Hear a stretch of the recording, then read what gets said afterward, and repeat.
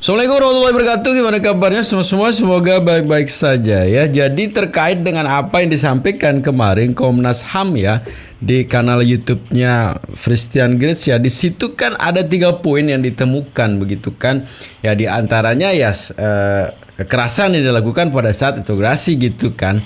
Dan ini kembali lagi diperjelas ya, dan di situ juga dijelaskan bahwa Ibu Titin ternyata pernah juga menyampaikan laporan begitu, ya. Tapi mungkin entah apa yang terjadi sampai sekarang penindaklanjutannya agak sedikit lama begitu kan. Jadi menarik untuk kita saksikan semeton ya keterangan dari Komnas HAM yang nanti akan diminta juga keterangan oleh Ibu Titin begitu. Menarik untuk kita saksikan semeton. Ini dia. Tindakan penangkapan sewenang-wenang. Untuk membahas topik ini telah bergabung melalui sambungan Zoom anggota Komnas HAM Uli Parulian dan kuasa hukum Saka Tatal Titin Prialianti. Selamat malam Pak Uli dan selamat malam juga Ibu Titin. Selamat malam. Selamat malam. Iya, terima kasih sudah bergabung bersama kami di NTV Prime. Saya ke Pak Uli terlebih dahulu. Pak Uli, kenapa sekarang Komnas HAM merespon setelah 8 tahun kita tahu bahwa Ibu Titin pernah melaporkan kepada Komnas HAM, tetapi kemudian respon Komnas HAM cukup lama, baru Januari 2017 direspon, itu pun hanya merekomendasikan kepada pihak kepolisian. Hari ini Komnas HAM sudah mengatakan ada 3 pelanggaran. Mengapa baru sekarang, Pak Uli? Baik, tentu untuk proses pemantauan terkait dengan kasus pembunuhan Vina dan Eki di Cirebon, kami ada prosesnya sesuai dengan SOP yang ada di Komnas HAM, khususnya SOP pemantauan. Sebenarnya kami dari mulai melakukan Juni 2024 gitu, melakukan pemeriksaan terhadap meminta keterangan juga terhadap beberapa pihak. Begitu juga terhadap saksi, sehingga kami membutuhkan waktu. Dan sebenarnya dari Juni, September udah selesai, itu waktu yang cepat, sekitar kurang lebih 4 bulan ya, kami menyelesaikan pemantauan. Jadi ada beberapa tahapan yang kami lakukan, itu termasuk juga kami melakukan pemantauan ke lapangan, tinjauan ke lapangan ke Cirebon. Nah itu juga kami untuk melihat fakta-faktanya dan juga menemukan fakta-faktanya. Dan yang tahun 2016 aduan itu sebenarnya Komnas HAM sudah meminta konfirmasi ke Irwasda Polda Jabar dan juga Bid Profam Polda Jabar. Nah, dan itu ketika kasus pembunuhan Vina dan Eki ini menjadi atensi publik bulan Mei, tentu Komnas HAM menaruh juga atensi itu. Meskipun aduan yang lama, kami juga sudah ada sebenarnya saran kepada Polda Jabar dan juga Polres Cirebon agar penyelesaiannya juga memperhatikan hak-hak dari tersangka, karena waktu masih tersangka ya dan terdakwa begitu. Baik, Pak Uli mungkin bisa dijelaskan lebih rinci soal hasil pemantauan Komnas HAM yang kemudian menyatakan ada pelanggaran hak atas bantuan hukum, pelanggaran hak atas bebas dari penyiksaan, dan pelanggaran atas bebas dari tindakan penangkapan sewenang-wenang. Apa yang ditemukan kemudian menyimpulkan seperti ini dan siapa yang harus bertanggung jawab? Apakah kemudian Komnas HAM menyebutkan pihak-pihak atau oknum-oknum tertentu secara spesifik? Betul ada 3 jenis pelanggaran terkait dengan Undang-Undang 39 tahun 99 tentang asasi manusia. Pertama, hak atas bantuan hukum, kedua, hak atas bebas dari penyiksaan, dan yang ketiga adalah hak terdakwa bebas dari tindakan sewenang-wenang, terutama penangkapannya. Dan untuk hak atas bantuan hukum, absennya advokat gitu ketika proses penyelidikan dan penyidikan di Polres Cirebon sekitar akhir Agustus sampai awal September. Kami sudah minta keterangan termasuk juga ke advokatnya Ibu Titin dan rekan-rekan, dan juga kepada 8 terdakwa seperti itu. Nah, kami sudah meminta keterangan, kemudian juga kami meminta keterangan ke penyidik pada waktu itu, dan juga kepada Bid Profam Polda Jabar seperti itu. Ini dilakukan ya Pak. Ada kesulitan tidak ketika menanyai atau meminta keterangan dari penyidik untuk penyidik yang di 2016? Tidak fokus ya. kesulitan. Kami Bisa dilakukan oleh Komnas HAM ya? bisa dilakukan Komnas HAM. Berapa di Cirebon. penyidik Pak yang diperiksa oleh Komnas HAM? Menarik ini. Waktu itu penyidik dari unit narkoba, Kasat Serse, kemudian juga dari tahanan itu. Kemudian juga dari Ditreskrimum Polda Jawa Barat, dan juga kami bisa mengakses ke rutan gitu di LP rutan yang ada di Bandung di Duang, karena kami harus ketemu dengan para terdakwa yang sedang menjalani hukuman gitu. Oke. Nah, Lalu kami prosesnya setelah ini seperti apa Pak Uli? Kami juga mengucapkan terima kasih kepada Polda Jabar dan juga Irwasum dan Irwasda Polda Jabar serta Polresta Cirebon yang sudah memberikan akses dan informasi kepada kami.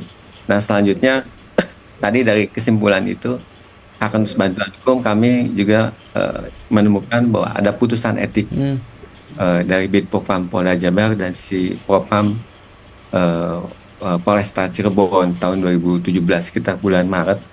Itu memang juga ada terkait dengan absennya hak atas bantuan hukum. Nah, jadi temuan kami terkonfirmasi sebetulnya. Begitu juga hak atas bebas dari penyiksaan. Itu juga sudah terkonfirmasi karena kami minta keterangan kepada terdakwa. Kemudian kami melakukan menganalisis hasil digital forensik gitu, Komnas HAM. Kemudian juga kami mengkonfirmasi ke Bidpopam Polda Jabar dan Ditreskrimum Polda Jabar. Sebentar dulu Sultan ya, ini ada yang menarik ya, ketika memang yang salah satu ditemukan pelanggaran itu adalah salah satunya adalah terjadi penyiksaan itu begitu ya, yang katanya sudah dilakukan tindakan etik ya. Tapi yang menarik sebetulnya ya, dalam pengakuan yang dilakukan oleh PH-nya kemarin, si Onono mengatakan bahwa tidak ada penyiksaan itu begitu ya, tidak ada penyiksaan itu. Tapi kalau memang tidak ada penyiksaan yang terjadi, tidak akan dilakukan itu kan tindakan etik itu gitu ya. Ini kan berseberangan juga keterangan dari apa yang ditemukan oleh Komnas HAM sama apa yang disampaikan oleh PH-nya yang di sebelah sono gitu ya. Tapi intinya sebetulnya ya, kalau kita padukan sekarang jawaban Komnas HAM sama jawaban dari PH-nya, ini kan sudah jelas bahwa ada 3 pelanggaran yang ditemukan. Nah, salah satunya adalah penyiksaan itu begitu ya. Berarti kan benar jadinya kalau pada saat interogasi itu terjadi penyiksaan ya, sehingga ada itu oknum anggota yang dikenakan sanksi kode etik. Jadi bagaimana ini? Tapi intinya sih saya yakin sih ya, untuk teman-teman semua pasti sih mempercayai apa yang sudah disampaikan oleh Komnas HAM ya. Bukan kita tidak percaya yang di sebelah sono begitu kan, tapi ya tidak percaya juga sih gitu kan. Kita lanjutin teman-teman. Dan ada sidang etik, putusan sidang etik yang juga menyebutkan adanya penyiksaan terhadap di waktu itu di tahanan gitu. Baik. Pak Uli, mohon maaf saya harus skeptis karena kita tidak pernah mendengar informasi ini. Ini bahwa ada putusan etik, bahwa ada sidang etik di 2017, bisa diyakinkan kepada publik bahwa ini memang terjadi di 2017 atau jangan-jangan laporannya baru dibuat di 2024? Tentu itu kami konfirmasi dan kami juga mempelajari amar putusannya gitu. Nah, itu yang kami dapatkan gitu. Dan tahun 2000 kami baru dapatkan memang sekitar bulan Agustus ya, Agustus. Baru tahun ini kan ya Pak Uli?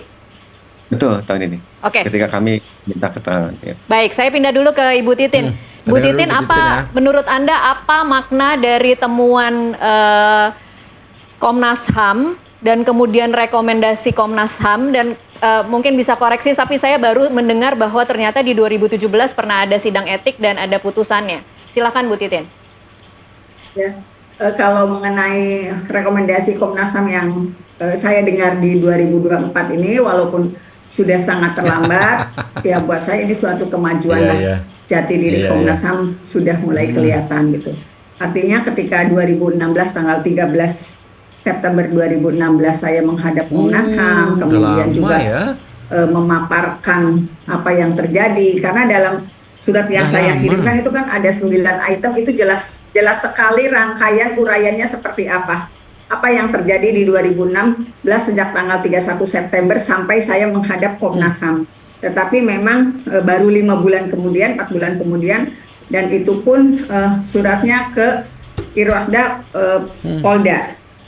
Tapi apapun yang terjadi, nah ketika viral itu kan saya dipanggil kembali pada tanggal 22 Mei, saya dipanggil kembali, Komnas HAM ternyata masih menyimpan berkas saya, berkas ini yang rincian materi pengaduannya, tetapi juga masih menyimpan klarifikasi kepada Irwasdanya, Polda Datanya Jabar, lengkap tetapi ya. gambar ini sudah hilang. Akhirnya Komnas HAM meminta kembali pada tanggal 22 Mei 2024 setelah viral. Itu pun setelah saya speak up di media bahwa sebenarnya dari 2016 saya sudah menyatakan itu.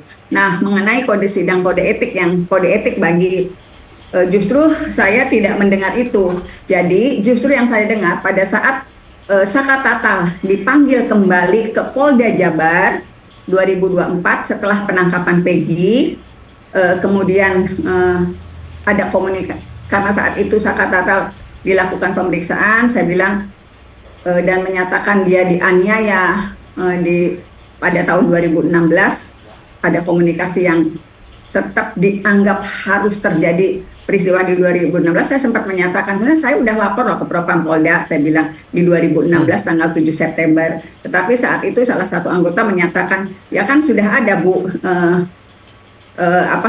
hukuman bagi anggota. Iya, saya bilang, tapi yang dihukum bukan anggota yang melakukan tindakan penganiayaan seperti saya yang melaporkan ke Propam Polda maupun ke Komnas HAM, tetapi yang dihukum adalah yang telah menyatakan bahwa 2016 itu adalah kecelakaan lalu lintas dan dianggap salah menafsirkan peristiwanya.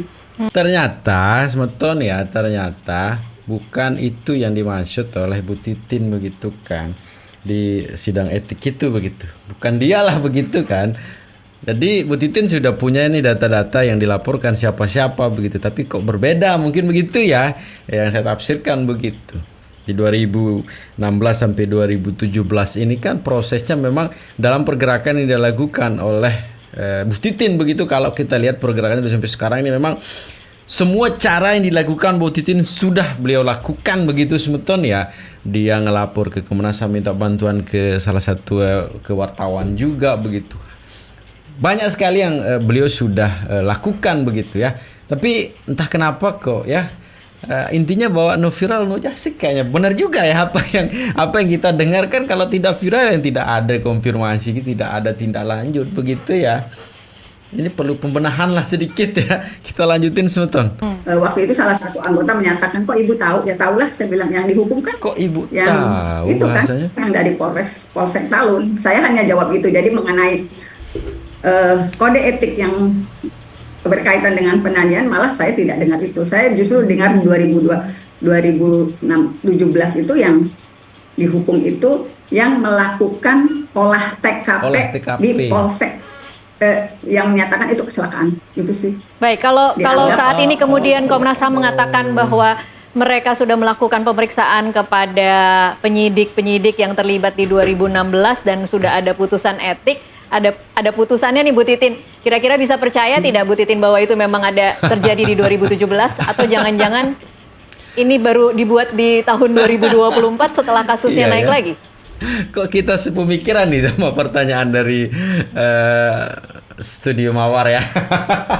Studio Mawar namanya. Kok kita punya pemikiran yang sama ya? Jangan-jangan sih seperti itu begitu ya. Jangan-jangan seperti itu. Ya sebenarnya sih yang sudah dilakukan selama ini memang kayaknya sih ya juga sih kayak dibuat-buat begitu kan. Dibuat-buat dengan rangkaian kejadian-kejadian yang sebenarnya untungnya sebetulnya sih ya ada tim Poradi gitu, tim netizen, YouTuber, reporter, semualah gitu kan, termasuk si Studio Mawar begitu kan, yang melakukan terus mengawal kasus ini begitu. Bayangkan kalau Bu Titin sendiri lagi di tahun ini menyelesaikan kasus ini, bakalan sama dengan 2016 begitu kan. Kita coba dengar jawaban dari Bu Titin yang ditanya ini, sepemikiran juga, mewakili juga pertanyaan kita ya. Ini dia Semeton.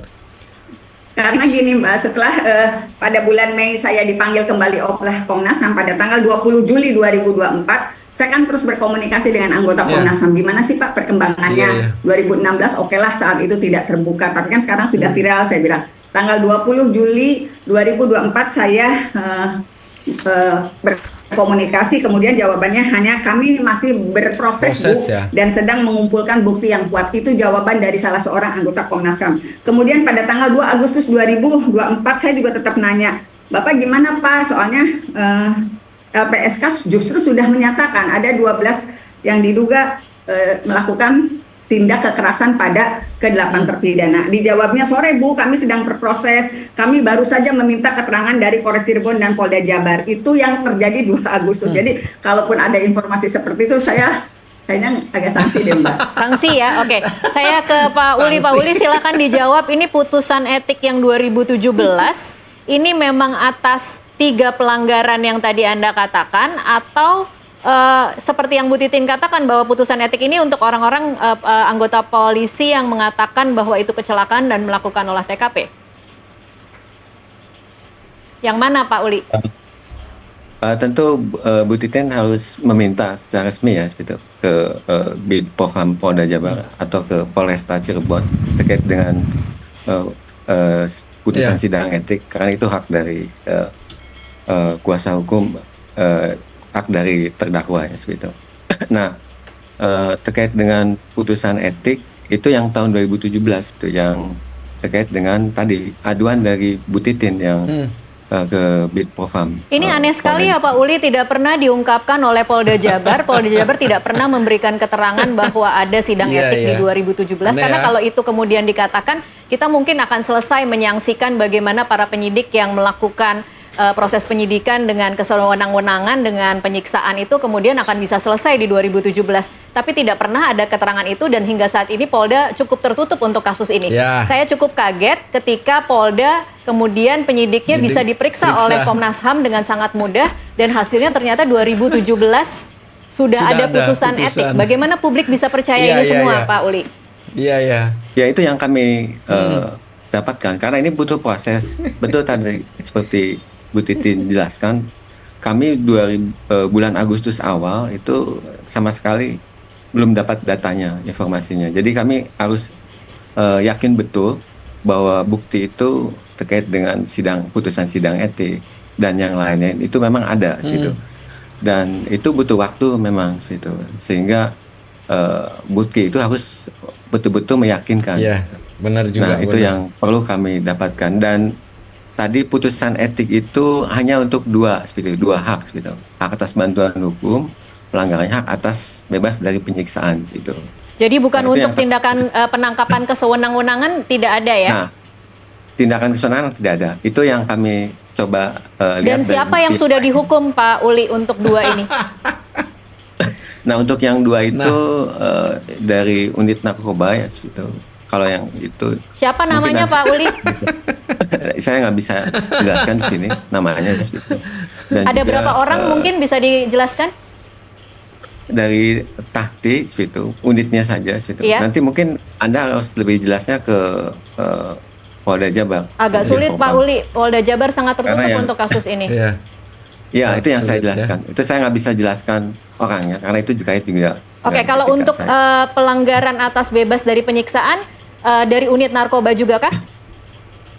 Itu yang kami dapatkan pengakuan dari para terdakwa. Kemudian juga ada beberapa yang saksi fakta yang kami dapatkan di lapangan gitu. Tentu kami ini juga kami tidak bisa mengumumkan gitu saksi-saksinya gitu. Dan juga tadi terkait dengan surat penangkapan waktu itu akhir Agustus kami tidak juga mendapatkannya seperti itu. Jadi kami sudah konfirmasi ke berbagai pihak seperti itu. Karena waktu itu yang melakukan penangkapan unit narkoba seperti itu, dan kalau menurut kami, penilaian kami itu bukan tertangkap tangan. Jadi tadi ada hak yang hilangkan terkait dengan penangkapan yang tidak boleh sewenang-wenang. Ya begitu ya. saya hanya mengutip apa yang disampaikan oleh Studio Mawar ya, bahwa Polda begitu sangat tertutup mengenai kasus ini begitu, ya.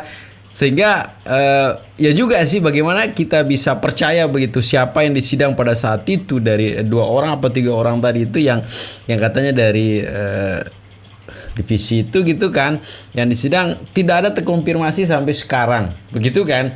Jadi kalau publik bertanya-tanya sekarang atau menduga-duga jangan-jangan itu hanya sebuah kalimat penenang lah atau tulisan penenang untuk kita bahwa kami sudah melakukan tindakan itu dan kami sudah melakukan sidang etik dan kami sudah menemukan tuh yang melanggar etik itu begitu, hanya sebatas bahasa yang untuk menenangkan kita begitu, yang pada kenyataannya itu mungkin tidak pernah terjadi begitu ya. Sehingga benar juga tadi Studio Mawar bilang bahwa sangat tertutup ya untuk kasus-kasus seperti ini begitu ya. Dan ini pasti akan, saya sih percaya juga nanti bahwa ada saja nanti wartawan-wartawan yang baik ini yang akan menelusuri. Ini kan sudah ditemukan ini ya, ada statement, ada tulisan, ada yang sudah disampaikan bahwa ada yang kemarin itu memang melakukan pelanggaran etik dari kekerasan yang dilakukan begitu, dan ada juga tindakannya itu gitu. Nah, siapa itu nanti ya pasti akan ketemu ya, pasti ketemu. Makanya kita terus kawal kasus ini sebetulnya ya, kita lanjutin. Bu Titin, apa lanjutan dari pemeriksaan Bareskrim terhadap Anda untuk laporan dugaan penganiayaan yang dilakukan oleh Ibtu Rudiana terhadap terpidana kasus Vina? Kalau kelanjutannya juga saya barangkali ada permintaan keterangan tambahan, saya pasti hadir, Mbak. Kalau kemarin kan mengenai materinya juga sudah saya sampaikan karena ada beberapa pasal yang di atas laporan Bapak Jutek Bongso selaku kuasa ketujuh terpidana, ada beberapa pasal yang diduga dilakukan dilanggar oleh Bapak Rudiana, diantaranya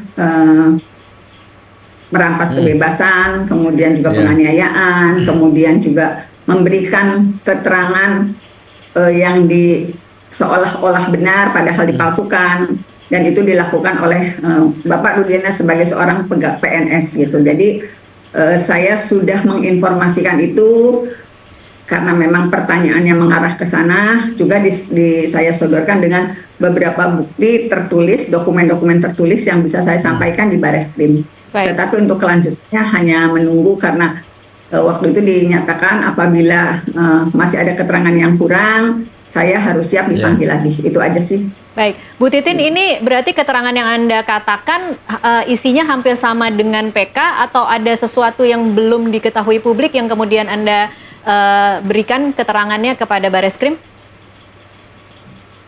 Ya, ada beberapa yang tidak tertuang di dalam keterangan di saat PK, Mbak. Jadi ada beberapa hal yang karena memang kan berbeda pertanyaannya, saya juga akan menjawab pertanyaan itu menjawab sesuai dengan pertanyaan, karena di Bareskrim juga ada beberapa pertanyaan yang tidak ditanyakan di sidang PK.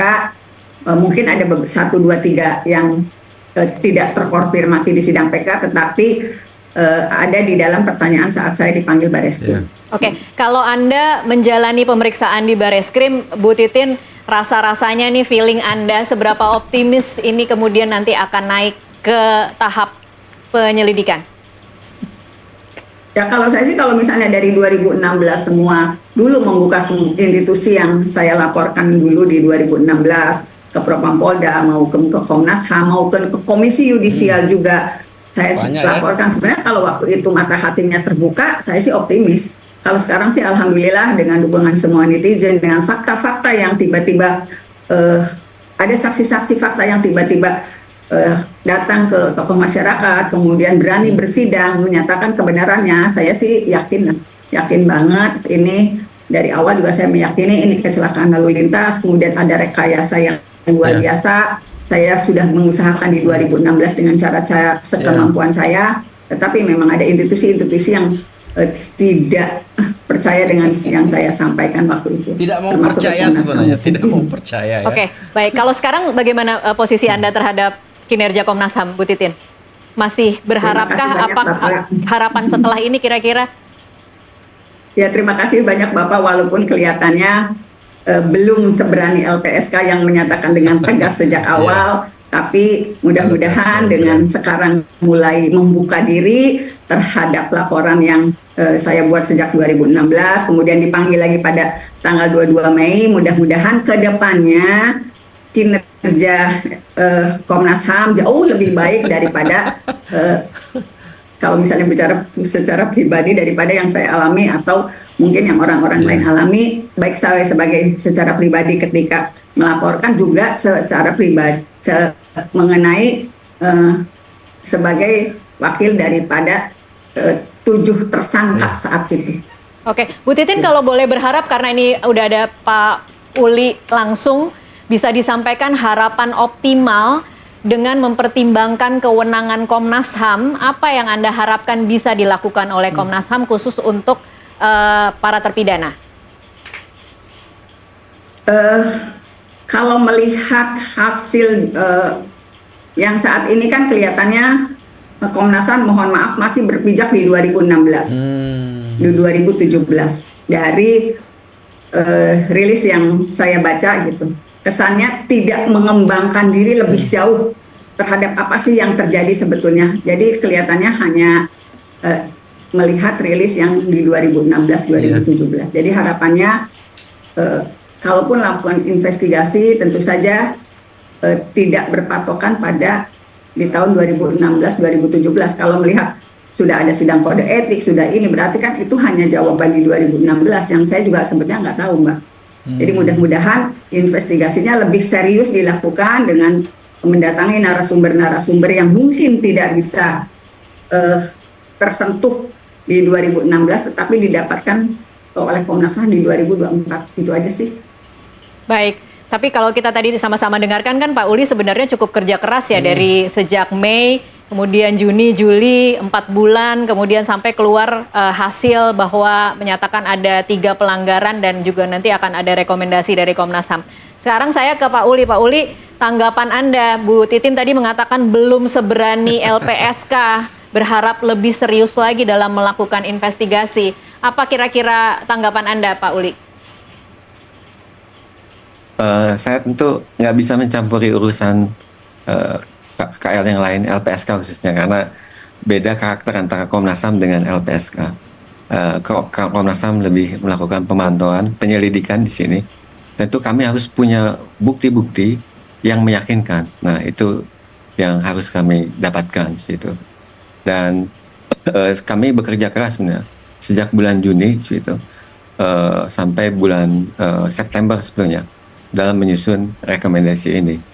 Kami rekomendasinya seperti apa, Pak Uli? Mungkin bisa singkat saja. Rekomendasinya untuk kepolisian misalkan satu untuk melakukan evaluasi ya terhadap penyelidikan dan penyidikan seperti itu. Ketika proses baik itu tahun 2016 kemudian juga yang tahun 2024 ini. Dan sebenarnya kami juga update tadi Bu Titin, kami hanya melihat 2016. Tidak juga kami update tentang posisi yang sekarang seperti itu. Untuk permintaan keterangan saksi-saksi fakta juga kami mengupdate terkait dengan kondisi yang 2024 ini. Ada beberapa saksi yang kami lihat konteksnya juga kami lebih mendalam. Begitu juga untuk rekomendasi ini, itu juga kami tujukan kepada LPSK. Misalkan kami minta ada trauma healing khususnya buat para saksi dan korban seperti itu. Dan juga jangan lupa korban ibunya Vina juga membutuhkan kepastian hukum terkait penegakan hukumnya dan juga perlindungan saksi-saksinya. Itu yang paling penting juga seperti itu. Harus dilakukan. Nah, begitu sebetulnya ya semua bekerja lah ya, semua bekerja. Tapi dalam masing-masing ini kan mungkin ya punya cara dan teknik masing-masing tuh dalam bekerja begitu kan, ada yang cepat, ada yang lambat, ada yang hanya sekedar mungkin terima catatan udah selesai, kan masing-masing beda-beda ya. Beda-beda. Jadi apa yang disampaikan sekarang ini semeton ya juga sudah saya sampaikan. Sekarang semakin mau ke tujuan begitu kan. Jadi kemarin kan kebenaran demi kebenaran, ketika dia menemukan jalan ketutup, dia cari jalan lain, ketutup lagi, dia terus akan mencari jalan biar kebenaran ini bisa kita lihat gitu kan. dengan apa yang sudah disampaikan sekarang dan sudah apa yang dilakukan oleh Bu Titin dan semua aspek yang bekerja. Mudah-mudahan sih ya harapan kita ke depan bahwa ini adalah sesuatu yang kita tunggu-tunggu juga begitu dari apa yang menjadi hasil dari apa yang kita perjuangkan selama ini. Tapi intinya teman-teman ya di akhir video saya juga pesan untuk jangan cepat termakan hoax. Saya juga persetujuan staf persaudara kita ya, dan jangan nakal tuh ya, karena sedikit nakal nanti bisa berakibat fatal. Jadi segitu aja video. Assalamualaikum warahmatullahi wabarakatuh.